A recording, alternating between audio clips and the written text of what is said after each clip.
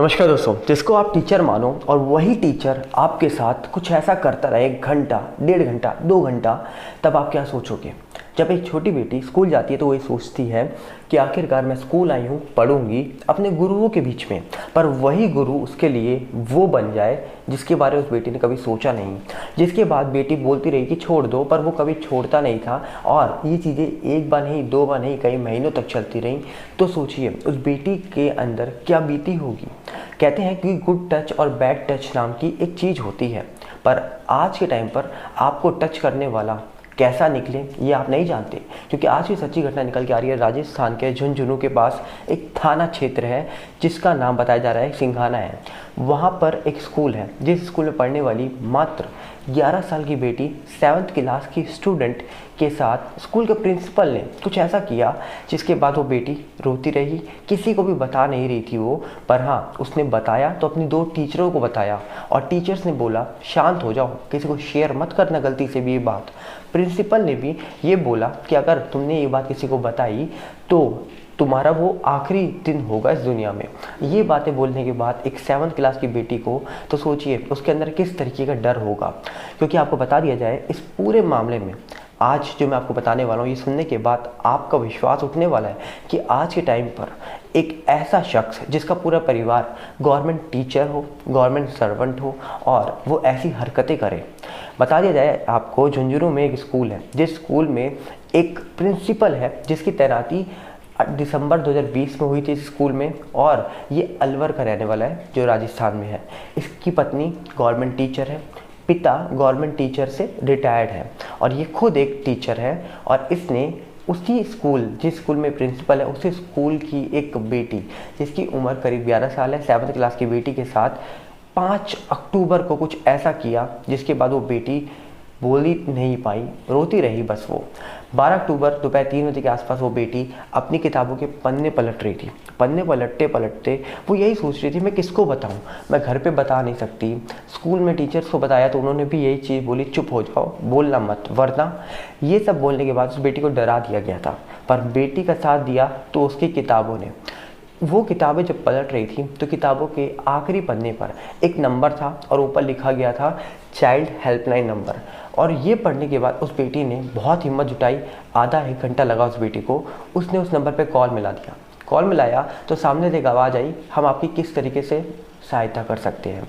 ये बात सुनने के बाद बेटी ने बहुत सारी बातें उनको बताई और कहा जा रहा है कि जैसे ही चाइल्ड जो हेल्पलाइन नंबर था वहाँ पर बैठे हुए जो शख्स थे उनको ये बात पता लगी, उन्होंने CWC की जो अध्यक्ष है जिनका नाम अर्चना चौधरी है उनको कनेक्ट किया, उनको ये सारी बातें बताई। और सारी बातें बताने के बाद जो अर्चना चौधरी थी अब वो भी सोच में पड़ गई, ऐसा मामला निकल के आ रहा है तो किसको बताया जाए।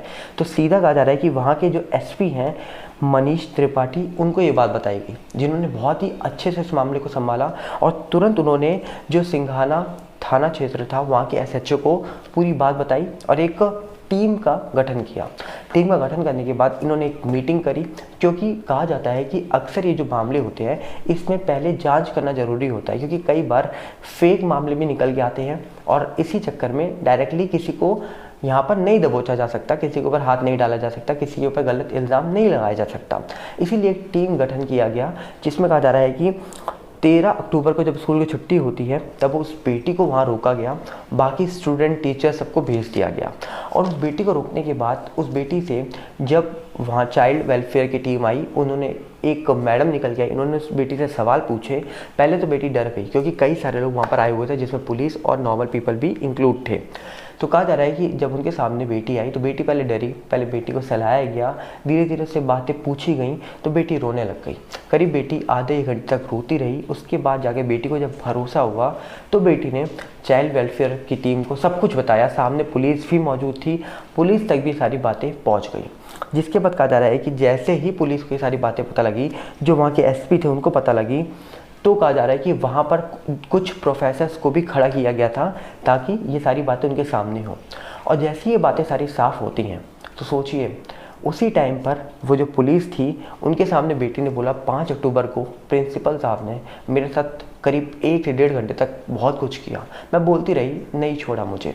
जिसके बाद कहा जा रहा है कि वो बेटी की ये बातें सुनकर सब लोग शॉक थे और ये बातें भी निकल के आई कि प्रिंसिपल जो था वो 5 अक्टूबर से सब नहीं कर रहा था। 5 अक्टूबर को तो उसने ये सब प्रैक्टिकली किया था, पर पिछले कुछ महीनों से फ़ोटो, वीडियोस, मैसेज भेज के वो पहले भी परेशान कर रहा था और इसी बात को बेटी दबा रही थी क्योंकि वो बेटी को डराया गया था। जिसके बाद कहा जा रहा है कि उसी टाइम पर जो वहाँ की पुलिस थी उन्होंने बाहर जाके उस प्रिंसिपल को दबोचा और तुरंत दबोचने के बाद वो पहले प्रिंसिपल तो हक्का बक्का रह गया। जिसके बाद प्रिंसिपल ने पहले तो कुछ नहीं बोला, जब अच्छे से पूछताछ हुई तो प्रिंसिपल ने बहुत कुछ बोल दिया और जब प्रिंसिपल ने बताया तो प्रिंसिपल को तुरंत थाने लेके जाया गया। जिसके बाद गांव तक ये जब बात पहुंची तो गांव के कुछ और बच्चे निकल के आए। कुछ और बच्चे जब निकल के आए तो उन्होंने भी बताया कि ये जो प्रिंसिपल है ये हमें भी कुछ ऐसी ही नज़रों से देखता था और वो नज़रें अच्छी थी बुरी थी ये आप कैसे पता लगाओगे, ये आप कभी पता नहीं लगा सकते क्योंकि आज के टाइम पर हर इंसान, चाहे वो अच्छा हो, चाहे वो बुरा हो, चाहे वो आपका गुरु हो, चाहे वो आपका चेला हो, आप किसी पे विश्वास नहीं कर सकते। ऐसी खबरें सुनने के बाद कहीं ना कहीं यही सवाल उठता है कि क्या सही में देश इतना बदल गया है कि आखिरकार जिसको गुरु मान रहे हैं लोग वही आजकल ये हरकतें कर रहे हैं। क्योंकि कहा जा रहा है कि ये जो शख्स था, जो प्रिंसिपल था, दिसंबर 2020 में इसकी तैनाती हुई थी स्कूल में एज अ प्रिंसिपल।